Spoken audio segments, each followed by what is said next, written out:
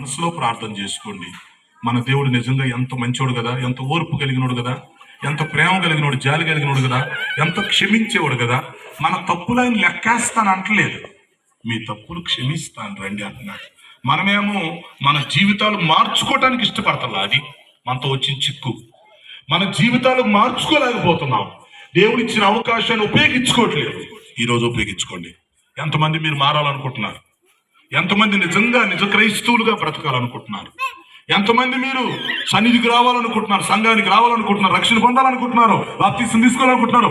ఈ రోజే ఈ సభలో ఒక మంచి నిర్ణయం తీసుకోవాలి. ఇది దేవుడిచ్చే అవకాశం. నోవాహు కాలంలో అవకాశం వచ్చింది, అవకాశం పోయింది. నోవాహు కుటుంబం మాత్రమే రక్షించబడ్డారు, మిగతా వాళ్ళు నశించిపోయారు. జలపల నుంచి వాళ్ళు పైకి వెళ్ళిపోయారు, కుటుంబం పైకి వెళ్ళిపోయింది, వాళ్ళు రేపు సంఘం పైకి వెళ్ళిపోయింది, మానవ జాతి నశించిపోయింది. అందువల్ల ఈరోజు అందరూ ప్రార్థన చేసుకొని కన్నీరు కార్చి దేవుడు